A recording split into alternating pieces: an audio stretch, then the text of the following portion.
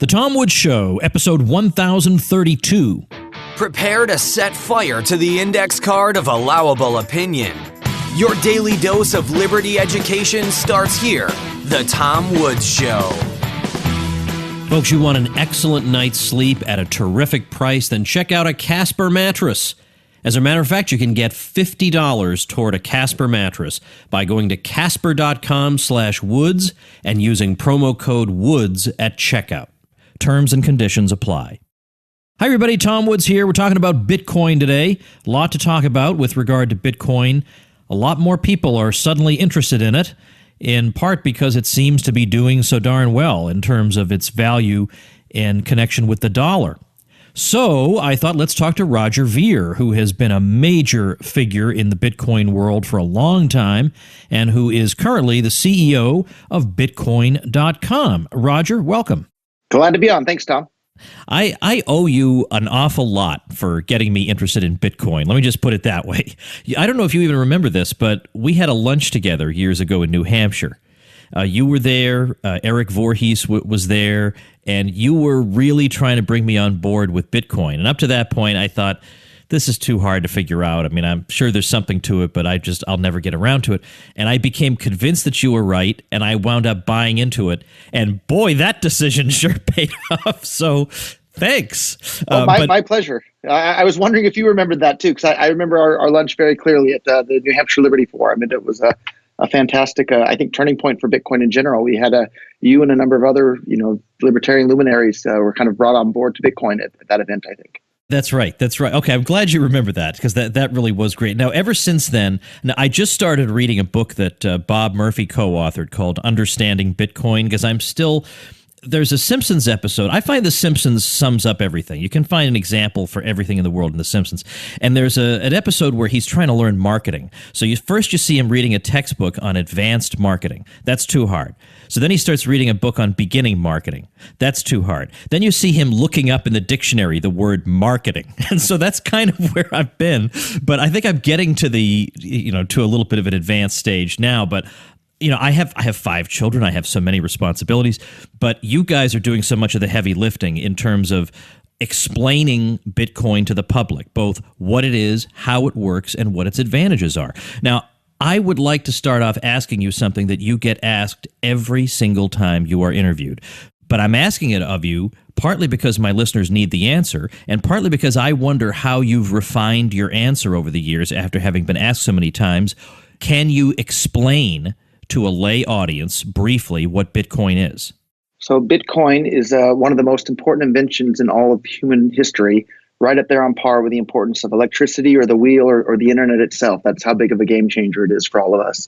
And the reason it's such a big deal is because thanks to the invention of Bitcoin, now anyone, anywhere in the world can send and receive any amount of money with anyone else, anywhere in the world, basically for free. And they don't need permission from a bank or a government or a corporation or anyone at all for that matter. And nothing like that has ever existed before in the entire history of humankind.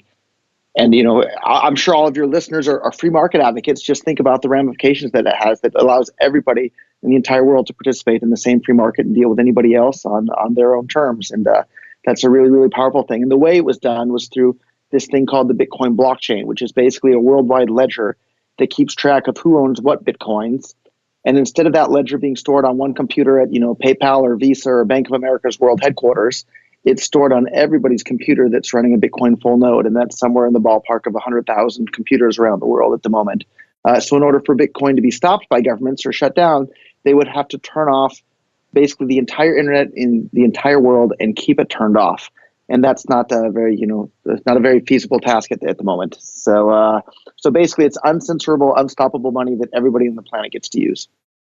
I've done a number of episodes on Bitcoin in the past, so I'm going to, on our show notes page, which for this episode is tomwoods.com/1032, I will link to those that deal with, let's say, common objections, just so that we don't have to repeat ourselves. I want to get the most I can out of my conversation with you. Now, recently, people have gotten super interested in Bitcoin just in the past few months, and really, in large part, in the past month, because the rise in the value of Bitcoin in terms of dollars has been unbelievable. So first you get people who are interested and say, whoa, I wasn't interested up to now, but this gets my attention. All the philosophical reasons why it's great are wonderful, but I see dollar signs everywhere or Bitcoin signs everywhere, and I want to get in on this. But then the second group of people are people who say, well, this thing's a bubble, and idiots are jumping on board and they're going to be punished.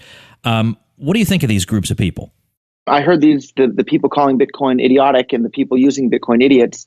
I've heard their arguments since Bitcoin was less than $1, and I've heard it over and over and over again. And here we are at $7,000 and something dollars per Bitcoin, and they're going to continue to be wrong. All you have to do is think about it. The reason anything has a price in the market is because if it's useful and it's scarce, it'll have a price. And Bitcoin is limited by the laws of mathematics to 21 million Bitcoins. And it's incredibly useful because you can send and receive money with anyone anywhere in the world without needing permission, and you can do it for free. That's a really, really, really useful thing. So if something's really, really useful, people are going to start to use it. And if that supply is limited, the price in terms of dollars is going to have to continue to go up. And Bitcoin has a lot of competition now. There's 1,001 different altcoins, but as a whole, the crypto coin ecosystem is, of course, it's going to go up. It's one of the most useful things that's ever been invented by humans. So more and more people are going to start to use it, more and more businesses, more and more everything. So if that continues to happen, the market cap of the crypto coin ecosystem as a whole, of course, it's going to go up, and it's just getting started. And I remember when Bitcoin hit $30 for the first time, and I've been telling my friends and family about it from the time it was $1. They said, oh, it's $30 now. It's too late. I should have bought it back when it was $1. And people feel the same way now that it's $7,000. But no, Bitcoin really could potentially be hundreds of thousands of dollars for a single Bitcoin. And I should clarify a little bit without getting too deep into Bitcoin politics at this point. But when I'm saying Bitcoin at this point, for the most part, I'm referring to a version of Bitcoin called Bitcoin Cash, which has preserved the original economic formula of Bitcoin that led Bitcoin from being nothing to this worldwide phenomenon that it is today. You use this expression crypto coin ecosystem, I guess, to refer to the array of cryptocurrencies that exist. And I guess that leads to my next question. You've been associated, at least in my mind, with Bitcoin in particular. But do you have any involvement or ownership of or in other cryptocurrencies? And do you see any pluses and minuses with them? So I used to only own Bitcoin. And then, believe it or not, a group of people managed to get involved in Bitcoin. And they managed to gain control of some of the most popular Bitcoin platforms. And they started engaging in literally a massive censorship campaign where you couldn't post anything that was in opposition to their roadmap, or your post would literally be deleted and your account would be banned. And the really stunning part about it is that these people openly say that they want Bitcoin to have high fees and they want Bitcoin transactions to be unreliable because the blocks on Bitcoin are full. And people like myself and a bunch of other, libertarians and free speech advocates, we said, in free and open and vigorous debate, the best ideas will win out in the end. So this other side, resorted to censorship. And we said that, Bitcoin should have low fees and reliable transactions. And even if it takes a slightly more computer to run a full node, that's just fine. And Bitcoin is the only crypto coin ever in the entire history of this entire thing to now have full blocks. And that's caused the fees to be incredibly high and the transactions to be unreliable. So in opposition of that, Bitcoin forked into two different versions of Bitcoin back on August 1st. So there's Bitcoin SegWit and Bitcoin Cash. Bitcoin Cash doesn't have full blocks, which means the transactions are less than a penny each, and they are always confirmed in the next block, and works the exact same way Bitcoin did for the first 7 or 8 years of its existence. And that's the Bitcoin that I'm the most bullish on at this point. And we'll see what happens. But there's 1,001 other crypto coins. And when I became worried about this scaling issue and these people, engaging in all sorts of censorship about, the discussion, even the discussion of Bitcoin, I diversified into a number of crypto coins. And it would be foolish to put all your eggs in one basket. You wouldn't buy only IBM stock and not own any other stocks at all. It would be foolish to only own Bitcoin Cash and not any of these other ones. So I recommend holding a basket of a number of different cryptocurrencies if you want to speculate on cryptocurrencies, which I think would be foolish not to speculate on cryptocurrencies at this point. Let me play a bit of devil's advocate here. If one of the advantages to Bitcoin is its decentralized nature, how did we ever get to a point that there could be these people who are trying to put their imprint on Bitcoin? Well, they managed to gain control of Bitcoin.org, BitcoinTalk.org, and Our Bitcoin, which are three of the biggest channels for disseminating information about Bitcoin. And through their censorship campaign, they won't allow dissenting opinions to be posted. So And in their point of view, they seem to think that everybody needs to run a full node on their computer. But the reality of the matter is that not everybody needs to run a full node. In fact, the vast, vast majority of people won't be running full nodes. They'll just be using Bitcoin from their cell phone or even on their computer without a full node. And what gives Bitcoin its censorship resistance isn't the percentage of people running full nodes. It's the absolute number of full nodes. So we have 100,000 full nodes around the world. That's more than enough for Bitcoin to be unstoppable. But for some strange reason, these people seem to think that 100% of people should be running full nodes for Bitcoin. But that doesn't do anything, and it isn't practical. And what they've basically done is they've stagnated Bitcoin's adoption. Like, it's still, it's amazing that it's $7,000 at the moment. But to be honest, I think it could have already been $70,000 at the moment if the adoption rate hadn't been curtailed by this insane full block, high fee, unreliable transaction policy that they've intentionally created within Bitcoin. And so that's why myself and a number of others are much more bullish on Bitcoin Cash at this point, which has the exact same economic formula that led to Bitcoin's success in the first place, whereas this Bitcoin SegWit has a formula that hinders economic adoption and user adoption. When you and I are finished today, would you be able to send me a link to something you or a friend of yours has written on this particular controversy that I can post? Absolutely. And for those that can't wait, it's published over on Bitcoin.com right now, and I'll send you the exact link for your show notes. Okay, I would appreciate that. Let me jump over to something else that's been on my mind for a while, and I want to know, I've been curious about your opinion, and that is the IRS rules about Bitcoin, because they view Bitcoin apparently not as currency but as property. They want to tax. So if, in other words, if I've got some Bitcoin, I bought it years ago and now it's worth much, much more, so I've enjoyed a windfall, they want to tax that in a way they wouldn't tax a money. And so this should, it seems to me, if they're going to enforce it consistently, be a major stumbling block for the adoption of Bitcoin. Why is that not a major stumbling block? Well, the politicians and the IRS and whoever can get together and write down whatever words they want on a piece of paper and call it a law.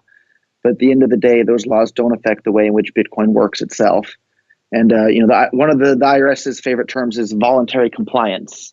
And with your traditional bank account, if you don't voluntarily comply, they can go and seize it right away. Whereas with your Bitcoin account, they don't have the ability to seize it. So at the end of the day, people are going to decide what they want to do with their own Bitcoins.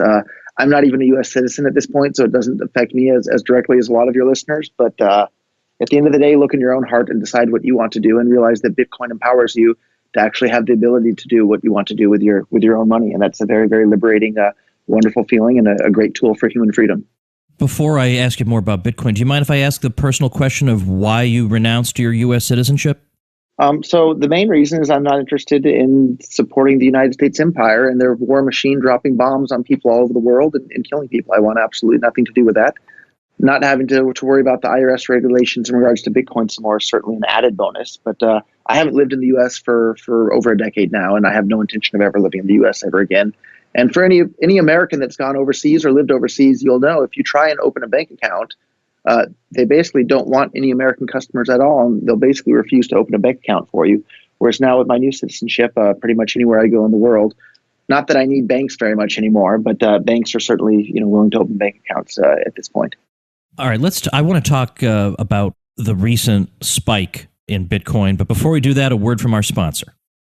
Hey everybody, you know how I'm always giving unsolicited entrepreneurial advice to guests and to you poor listeners? Well, I often seek out that advice myself, and the other day I was listening to a guest of this show giving a talk about online business, which I'm very interested in, and I thought I'll get a lot of great advice from this guy.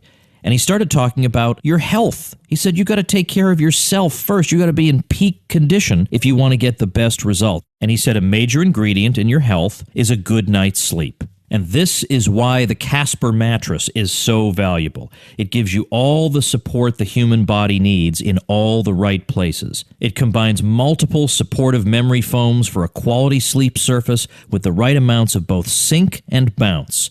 It regulates your body temperature throughout the night. It helps you sleep cool. And it does all this at an affordable price that cuts out the middleman and sells directly to you. No hassle returns if you're not completely satisfied, and you can be sure of your purchase with Casper's 100-night risk-free Sleep On It trial. Start sleeping ahead of the curve with Casper. Get $50 toward any mattress purchase by visiting casper.com/woods and using code WOODS at checkout. That's 50 smackers toward any mattress at Casper.com/Woods when you use promo code WOODS.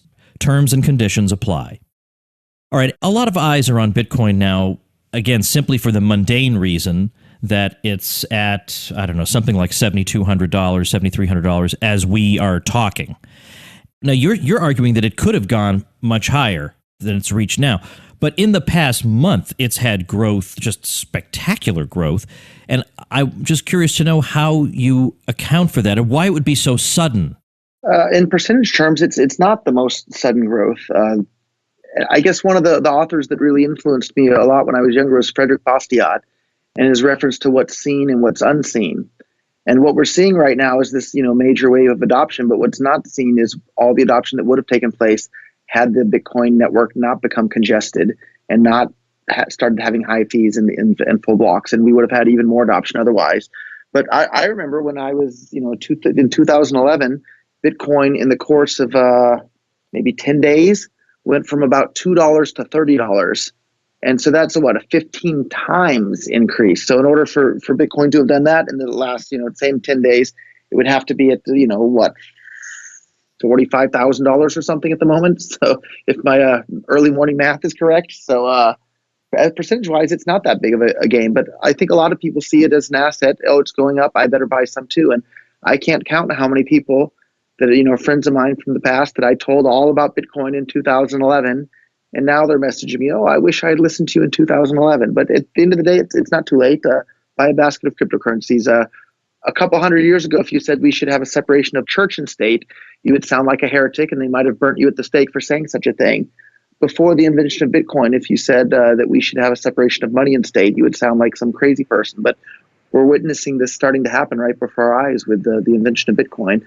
Suddenly, governments all around the world are losing control of the ability to create and print and control the flow of money all over the world. And if you're an advocate of free markets and human freedom, that's a wonderfully exciting thing to have happening. And one of the other fun things about Bitcoin, too, is it turns even non-libertarians into libertarians. So I have a friend of mine in Tokyo who certainly is not a libertarian. He loves the war on drugs. He loves government. He thinks government is just wonderful.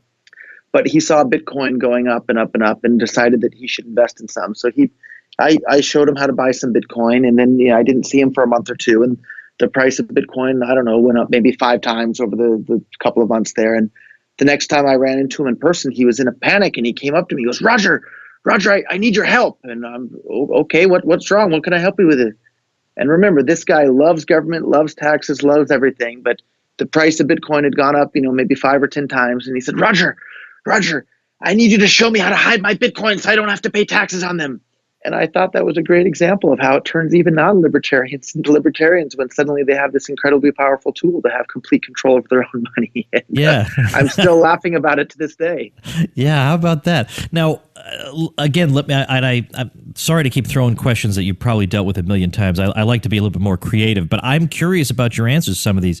A common thing that's said is that the reason that people would say that Bitcoin is in a bubble is that people are buying it for speculation only because they see that it rises. Yeah, it falls back, but it always rises more than it fell. And so people are buying it for speculation. They're not buying it because they say, I'd like to go buy a loaf of bread with Bitcoin, and these are the ingredients of a bubble. So how do you answer that particular claim? So I think you're exactly right. So Bitcoin SegWit now has the fees are, $5 or $10 per transaction, and it's incredibly unreliable. And the people that have managed to wrestle control of that chain for the most part say that that's a good thing, that people shouldn't actually use Bitcoin in commerce. They should just use it as a store of value and nothing else. But that's the very definition of a bubble there. So whereas with Bitcoin Cash, the people that are fans of Bitcoin Cash and users of Bitcoin Cash, we want to see Bitcoin Cash just plain become cash for the entire world, in which everybody's using it for every economic transaction they do. And if that's the case, it can also be used as a store of value. And from my understanding of economics, and I'll defer to you, I would love to hear your opinion on this, but I think that a currency can't become used as a store of value unless it's used as a medium of exchange first. And if it's not used as a medium of exchange, it won't be used as a store of value. So it has to be both of those things, or it will be neither, in my view. Do you have any thoughts on that, Tom? Well, I suppose some people could use something like diamonds as a store of value without ever using them as currency. But I would say one of the major reasons something does become a store of value is its medium of exchange function. So yes, you definitely would want to see that. And I frankly, I like using Bitcoin as a medium of exchange. I enjoy doing it, first of all, because maybe this will wear off someday, but I don't know, I get a certain ideological kick out of doing it, first of all. I just like doing it. But secondly, right, I mean, it's convenient, it's fast, it's as cheap as you could possibly expect. These are all great things, and I also feel like I'm on the cusp of I'm part of something great. I mean, so it's kind of exciting to use Bitcoin. I do sit on a lot of it, but I also do use it. Yeah, I share your excitement, and people. A lot of times, I hear people say, "Well, why would I spend my Bitcoin if the price is going to go up?" But I think you should spend your Bitcoin and use the dollars that you would have used otherwise to buy even more Bitcoin, and that just puts more and more, capital into the Bitcoin ecosystem that's floating around and makes it a more and more powerful tool for liberating every human being on the planet.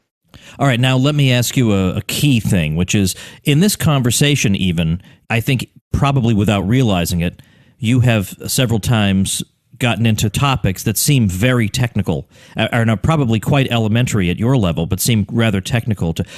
A lot of people don't even know what you mean by full blocks, for example. So what can you say to people who feel intimidated by cryptocurrencies, who feel like, I'm not a techie, I don't know any of this lingo, maybe this is not a safe thing for me to be in?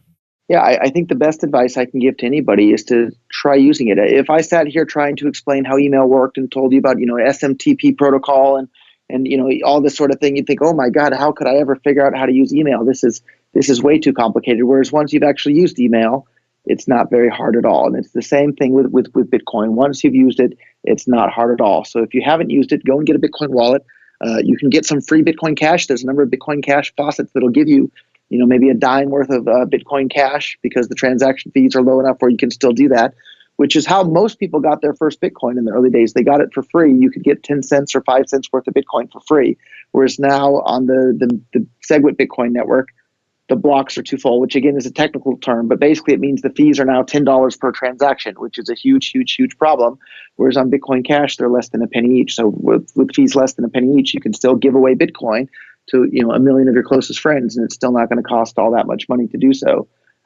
So anyhow, my advice is if it sounds intimidating and it sounds difficult, go and try it and use it. Imagine if you'd never used email before and someone just described it, it would sound hard. But once you've used it, it's easy. Bitcoin is even easier to use than email. That's how easy I think it is. So I hear a lot of people saying cryptocurrencies are very interesting, but what really intrigues them is the blockchain idea itself.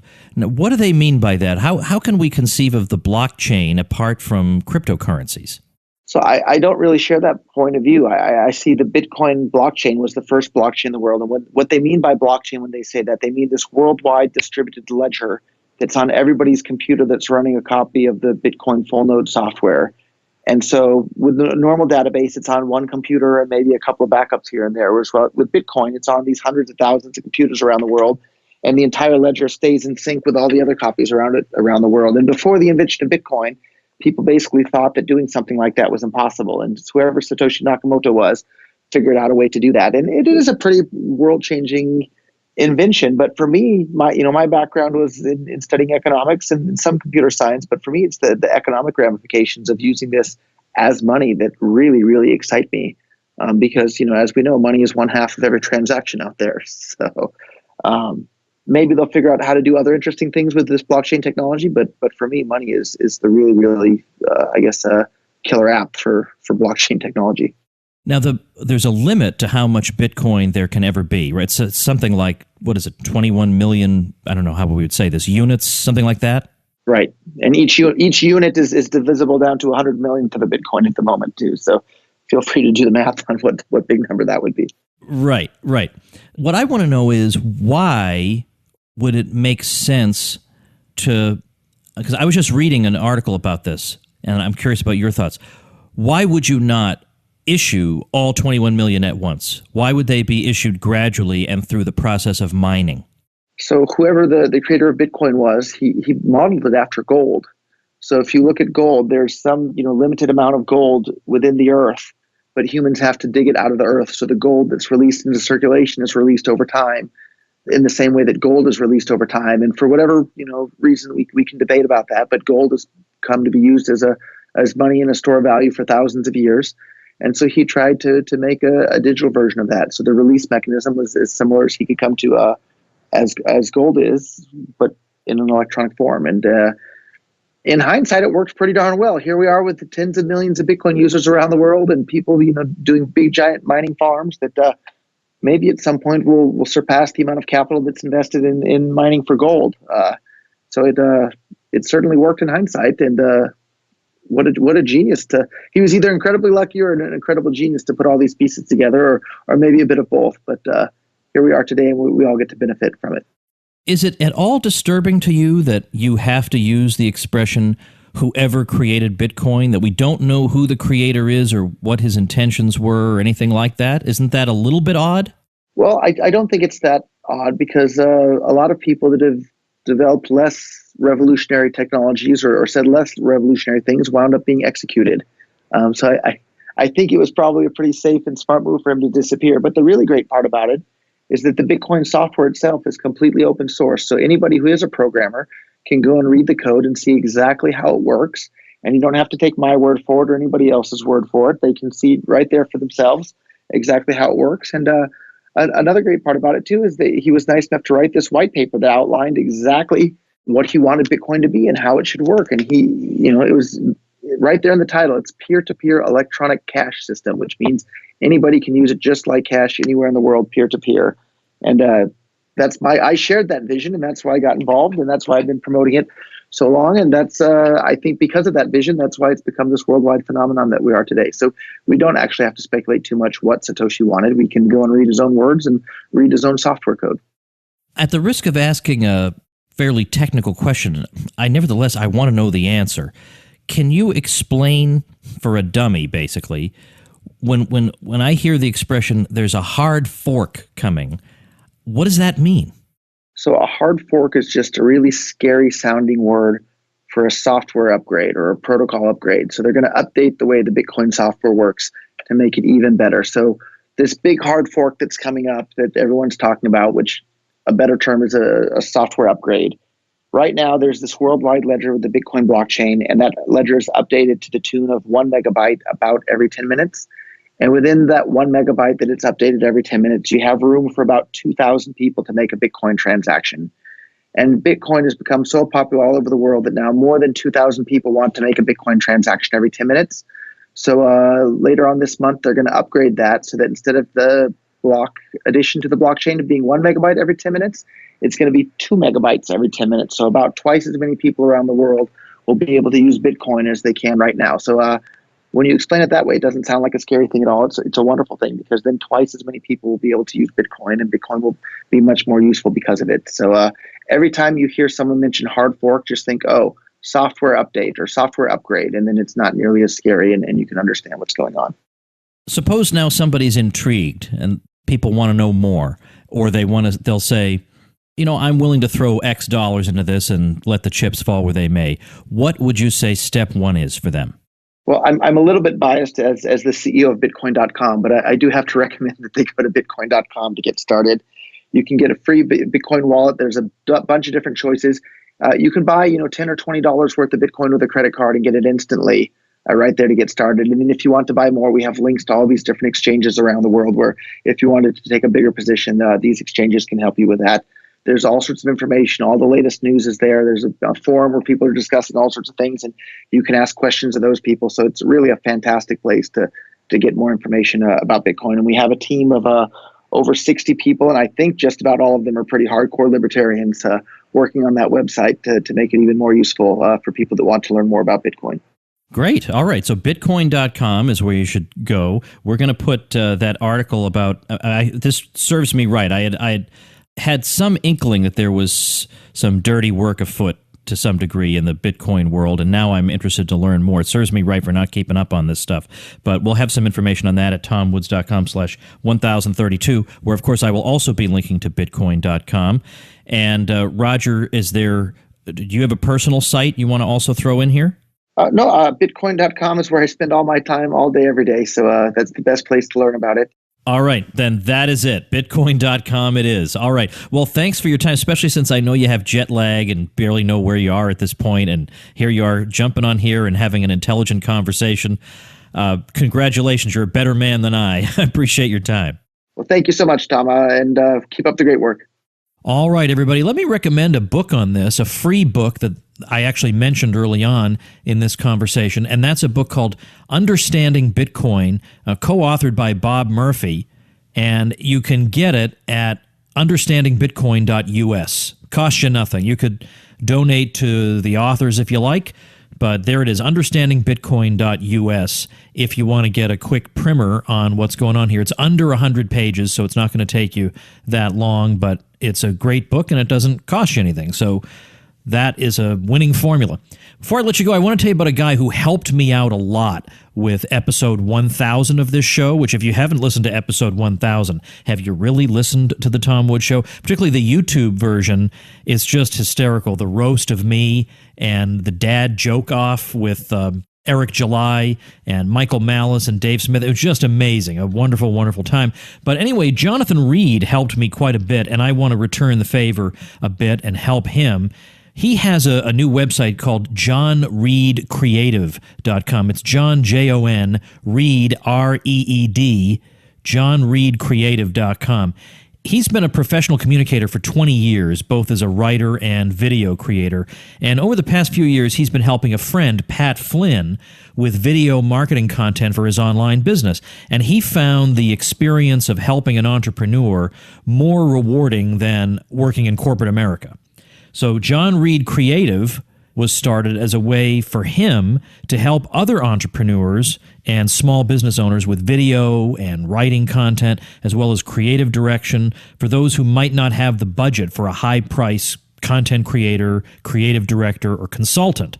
So, if that sounds like something that would help you, then I urge you to check out John Reed Creative, JONREED, creative.com. I can vouch for the guy because he did great work for me for the 1000th episode, which we all know was fantastic. So he can also help you. So check him out at johnreedcreative.com. I'll link to that at tomwoods.com/1032, and I'll see you tomorrow. Become a smarter libertarian in just 30 minutes a day. Visit tomwoods.com to subscribe to the show for free, and we'll see you next time.